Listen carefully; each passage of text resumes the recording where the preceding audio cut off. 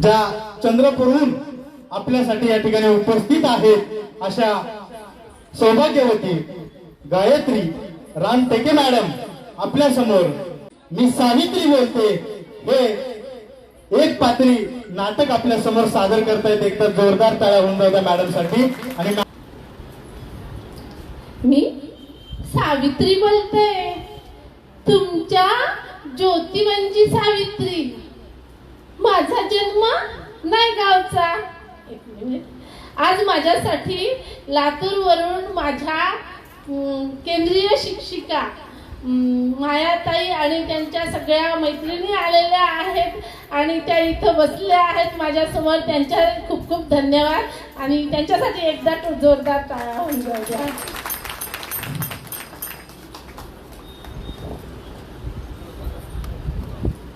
मी सावित्री बोलते, तुमच्या ज्योतिवंची सावित्री. माझा जन्म नायगावचा.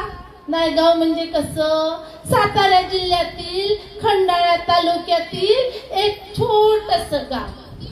जेमतेम लोक राहायचे पण माणसाला माणूस पण होत.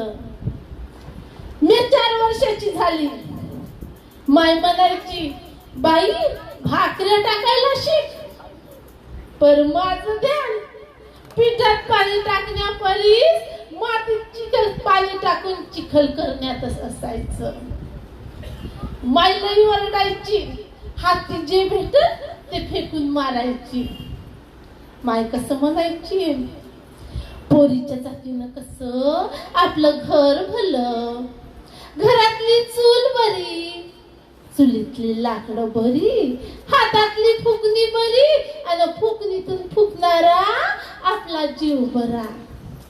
नवऱ्याचं आणि सासू सासऱ्याचं करावं बस झालं. 9 वर्षाची झाले. माझं लगीन पुण्याच्या फुल्याच्या मुलासंग जुळलं. आणि काय सांगू, माझ्या नाकाचा शेंगाच थरथरायला लागला. आता मी शहराच्या गावी जाणार. विचार यायचा, नवऱ्या मुलाला झाडावरच्या चिंचा पाडता येत असतील काय? रातच्याला आकाशातलं चांदणं मोजायला आवडत असेल का? फिरीत पोहता येत असेल काय? कारण ते म्हणे शाळा शिकणार, बुक वाचणार. पण काही बी म्हणा, कसा थुई थुई थुई थुई नाचत होता मोरावानी पिसारा पुस फुलवून.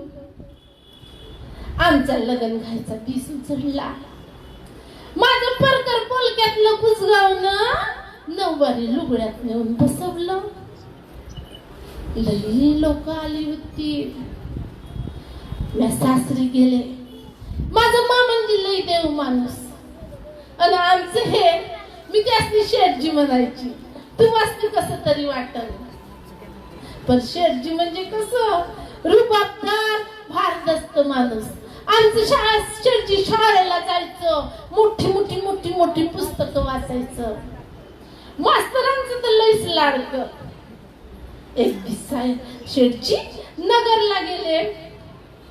तिथल्या इंग्लिश फरार मॅडम कडून काय शिकवायचं आणि कसं शिकवायचं विचारायसाठी. ती मॅडम म्हणे, स्त्री हा घराचा मध्य आहे. तिची शिक्षण झाले तरच घर वर येणार, नाही तर नाही. तुम्ही आपल्या बायकांना शिकवतही नाही, हे फार वाईट करता. झालं शेठजीच्या डोक्यात भरलं खूप. घरी आलं ते पाटी पुस्तक पेन्सिल घेऊनच मी भाकऱ्या बनवत बसली होती. मला म्हणतात कसं, सावित्री ए सावित्री जरा इकडे ये. मी म्हणलं, शेठजी भाकरी बी बनली आणि कालवण बी बनलं, घेऊनच येते. नको नको, मला तुझी भाकरी बी नको ना कालवण बी नको, तूच ये इकडं. मी मनात म्हणलं, बय्या बय्या, आज काय झालं शेठजीला? मी शेठजी पाशी जाऊन बसली तर शेठजी मला म्हणतात, कसं, ही घ्या पाटी आणि ही घ्या पेन्सिल, आता तुम्हाला लिहायला वाचायला शिकायला पाहिजे. कोण? मी लिहिणार, मी वाचणार. हा सावित्री, तुला आता लिहायला वाचायला शिकायला पाहिजे.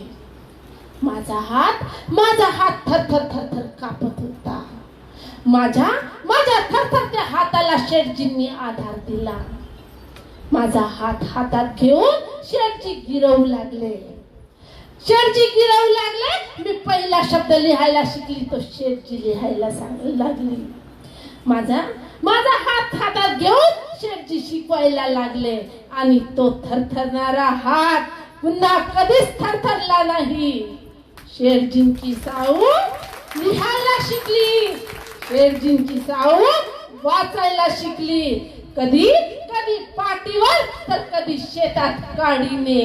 शेठजींची साऊ शिकली, शेठजींची साऊ लिहायला शिकली, शेठजींची साऊ वाचायला शिकली आणि शेठजी सारखाच मोठा विचार करायला शिकली. आणि मग तो सोन्याचा दिवस उजडला. 1 जानेवारी 1848 रोजी आम्ही पुण्यात भिड्यांच्या वाड्यात मुलींची पहिली शाळा सुरू केली. बघता भिन्न अण्णाशास्त्री चिपळूणकरांच्या वाड्यात दुसरी शाळा सुरू झाली. पुण्यात आग लागली, अनर्थ झाला अशी आरडाओरड सुरू झाली. शेठजी घरोघरी जाऊन लेकरं गोळा करून आणत होते, त्यांच्या आई बापाला समजावत होते. आमची शाळा सुरू होती, पण हे सनातन्यांना खपत नव्हतं.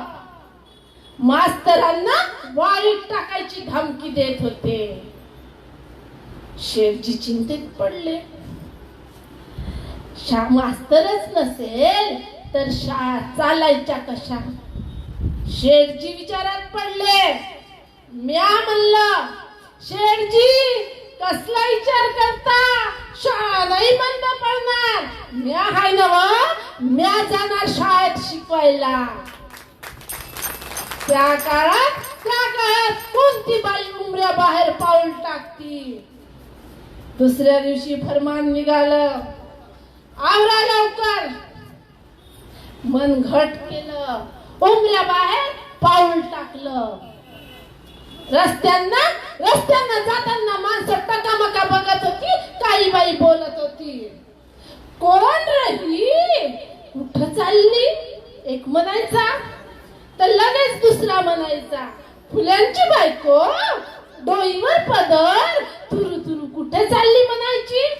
माणसं बोलत होती, चालत होती आणि माझी पावलं पुढं पडत होती. जशी शाळा जवळ आली तशी पुण्यात वार्ता पसरली, फुल्यांची बायको शाळेत शिकवायला निघाली. शाळेत जाऊन बघते, पोरी पाटीवर पेन्सिल लिहित होत्या. आज या पोरी शिकतील, उद्या एवढ्या मोठ्या होतील त्या या समाजातील अशिक्षिततेचे भूत काढून टाकतील. दिवसाची शाळा आणि रात्रीची शाळा सुरू होती. शेठजी मला शिकवत होते काय शिकवायचं आणि कसं शिकवायचं. आमची शाळा सुरू होती, पण हे सनातन्यांना खपत नव्हतं. सनातनी आमच्या भाऊ बंधांना भडकावत होता आणि भाऊ बंद आमच्या घरी येऊन भांडत होत. असाच एक सनातनी आमच्या घरी येऊन माझ्या मामांजींना म्हणतो कसा, ए गोविंद माझ्या माळ्या, तुझ्या त्या पोराने हे काय चालवलं? तुझं पोरग शाळा काढतो आणि ती सटवी लेक सून तिथं शिकवायला जाते. तुझ्या पोराला नाही काम धंदा आणि त्या सटवीला नाही लेक बाळ. शिष्यांनो, तुमची थेरा आताच नाही थांबवली तर आम्ही तुम्हाला वाळीत टाकू. तुमच्यासारखी खालच्या जातीची लोक शिकायला लागतील तर आम्ही त्यांना काय मुजरे घालायचे रे? असं कोणी आमच्या मामाजींना भडकवायचं. शाळेत जाताना माणसं लई त्रास द्यायची व लई त्रास द्यायची. कोणी शेण फेकायचं, कोणी माती फेकायचं, कोणी दगड फेकून मारायचं, तर कोणी खरखट पाणी फेकायचं. एक दिवस शाळेत जात असताना असाच एक दारू पिलेला माझ्या समोर येऊन उभा झाला आणि म्हणतो कसा, माग फिरायचं म्हणतो ना, माग फिरायचं. मी म्हणलो, का रे बाबा माग फिरायचं? बाईच्या जातीला एवढा तोरा बरा नव्हे. तुम्ही माग नाही फिरले तर तुमची आबरू शाबीत राहणार नाही. मी मनात म्हणलं, यांचं बरं आहे, समजा काही येऊन बाईच्या आबरूपाशी थांबत. असा खोचला पदर, उचलला हात आणि त्याला त्याच्यात ठोकळा थांबल्या. आणि काय सांगू, तेव्हापासून माझी साऱ्यांवर वचकत झाली बघा. दुसऱ्या दिवसापासून शेठजींनी माझ्यासोबत धोंडीरामला द्यायची व्यवस्था केली. त्या काळात बाईच्या जातीनं शिकावं आणि शिकवण्यासाठी उमऱ्या बाहेर पडणं हे साधं काम नव्हतं. जीवाचं रान करून हे मी समज करत होती. मी कुणाला दबत नव्हती आणि शेठजी तर कुणाला दबणाऱ्यातलं नव्हतं. शेठजीचं वादळ कवाच घोंगावत पुढे निघून गेलं आणि मग त्यांच्या माग माझं वादळ. दोन वादळ एकत्र येतील तर उलटा पालट होणारच की. सनातनी चौताळलं होतं, आम्हाला वाळीत टाकायची धमकी दिली होती.